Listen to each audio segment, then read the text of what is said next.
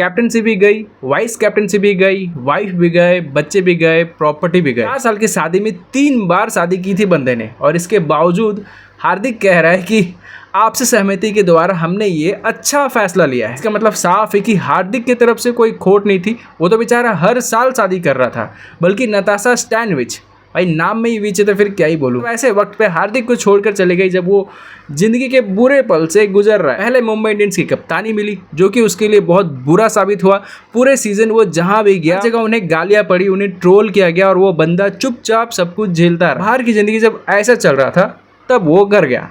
घर में भाई कुछ और ही चल रहा है, वाइफ की कहीं और सेटिंग चल रही है। फिर भी रिश्ते को संभालते संभालते तक T20 वर्ल्ड कप आ गया। T20 में उनका सिलेक्शन हुआ तो फिर लोगों ने उन्हें आड़े हाथों लिया। सब कहने लगे भाई इस छपरी को क्यों ले रहे हो, इससे अच्छा तो शिवम दुबे। फिर लोगों ने उन्हें बुरी तरह से ट्रोल किया। देखा जाए तो जो T20 वर्ल्ड कप है वो हार्दिक की वजह से ही हम जीत पाए, क्योंकि एक समय जब कार्लसन बहुत बुरी तरह से पीट रहा था, ऐसा लग रहा था 4 ओवर रहते ही वो मैच जीत जाएगा, तब हार्दिक ही थे जिन्होंने उस समय उनका विकेट निकाला। इतना ही नहीं, साउथ अफ्रीका के लास्ट जीत के ऑप्शन जो थे डेविड मिलर, उन्हें भी सूर्य कुमार यादव द्वारा बाउंड्री में कैच कराने वाले हार्दिक पांड्या ही थे। साउथ अफ्रीका के इन 2 खतरनाक बैट्समैन के आउट किए जाने के बावजूद ही हम ये T20 वर्ल्ड कप जीत पाए। इसके बाद भी बुरा समय उनका पीछा नहीं छोड़ा, क्योंकि T20 वर्ल्ड कप से रोहित शर्मा और विराट कोहली के रिटायरमेंट लेने के बाद जो अगले दावेदारी थे कैप्टनसी के लिए, वो हार्दिक पांड्या ही थे। लेकिन कैप्टनसी तो छोड़ो, वाइस कैप्टनसी के लायक भी उन्हें नहीं समझा गया। कैप्टनसी सूर्य कुमार यादव को दिया गया और वाइस कैप्टनसी ऐसे बंदे को दिया गया कि क्या ही बताऊं, उनका तो मैं मतलब क्या ही बोलूं उनके बारे में। हार्दिक बस एक आम प्लेयर बनकर टीम में रह गए,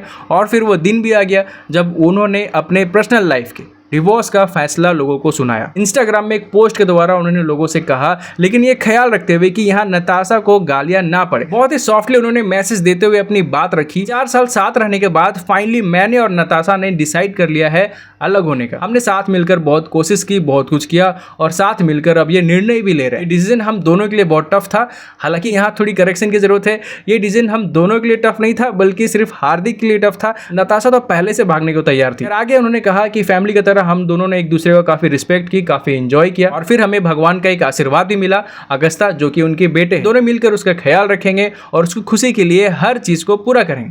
भाई खुशियां तो तब होती जब उसके माता पिता दोनों साथ रहते।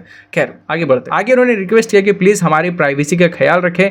देखा जाए तो यहाँ भी हार्दिक ने नताशा के लेकर ही ये कमेंट लिखी है, क्योंकि हार्दिक के बारे में सभी को सब कुछ पता है, लेकिन नताशा के बारे में सभी लोग कमेंट करते हैं कि इन्हें छोड़कर किसी और बॉयफ्रेंड के साथ वहां घूम रही है, ये कर रही है, वो कर रही है। इसलिए हार्दिक ने यहाँ ऐसा कहा है कि कोई कुछ भी करे, उसके पर्सनल लाइफ को स्पेस दे, प्राइवेसी दे। खैर इन सारे बातों के माध्यम से उन्होंने स्पष्ट रूप से अपनी बात रखी। प्रॉपर्टी की बात करें तो अभी शिखर धवन के साथ भी सेम चीजें हुई थी। इसके बाद उनकी आधी से ज्यादा प्रॉपर्टी छीन ली गई थी और उनके बच्चे के साथ मिलने को भी नहीं दिया जाता है। तो क्या हार्दिक के साथ भी सेम चीजें होगी? तो इसका सबूत हार्दिक ने बहुत पहले ही दे दिया था एक टीवी शो के दौरान। उन्होंने उस समय शिखर धवन को ध्यान में रखते हुए यह बात कही थी कि मैं अपनी प्रॉपर्टी अपनी माँ के नाम पर ही रखता हूँ, क्योंकि मैं नहीं चाहता कि कल का दिन डिवोर्स का समय आए और फिर मेरा प्रॉपर्टी मेरे हाथों से चला जाए। इसलिए भाई मैं ऐसा रिस्क ही नहीं ले रहा। अगर ऐसा है तो ऐसे सिचुएशन में सारी प्रॉपर्टी का जो ऑनरशिप है वो उनके मदर के पास होगी और उनकी वाइफ उस पर अपना क्लेम नहीं कर सकती। लेकिन अगर ऐसा ना हो और अगर उन्होंने अपनी प्रॉपर्टी अपने नाम से ही ले रखी हो, तो इस केस में सबसे पहले देखा जाए कि क्या दोनों म्यूचुअली अलग हुए हैं, डिवोर्स लिए हैं। जैसे कि हाँ हार्दिक ने कबूल किया है कि हम लोग आपसी सहमति से ही अलग हो रहे हैं। तो इस केस में डिपेंड करता है हार्दिक और नताशा के ऊपर कि हार्दिक कितना प्रॉपर्टी नताशा को देना चाहेंगे और नताशा कितना प्रॉपर्टी हार्दिक से लेना चाहेंगे। अब अगर हार्दिक चाहे तो 10%, 20% या पूरे के पूरे 100% भी नताशा को दे दे, क्योंकि दोनों के बीच आपसी सहमति की बात। रही बात उनके बेटे की, तो 5 साल तक तो बेटा अपने माँ के साथ ही रहेगा। 5 साल के बाद बेटे से पूछा जाएगा कि आप किसके साथ रहना चाहोगे। तो यहाँ भी फुल्ली डिपेंड करता है उसके माँ के ऊपर। अगर उस 5 साल में माँ ने बाप के खिलाफ अगर जहर घोल दिया हो मन में, तो वो कैसे जाएगा, फिर वो बाप के पास जाएगा ही नहीं। तो ऐसे सिचुएशन में डिपेंड करता है फुल्ली तरीके से उसके माँ के ऊपर कि माँ उसे कैसी परवरिश देती है। जैसे कि शिखर धवन के केस में हो रहा है, उन्हें उनके बेटे से मिलने तक नहीं दिया जाता है। हार्दिक के केस में क्या हो रहा है और आगे क्या होगा, उम्मीद तो करता हूँ सब कुछ ठीक ही हो।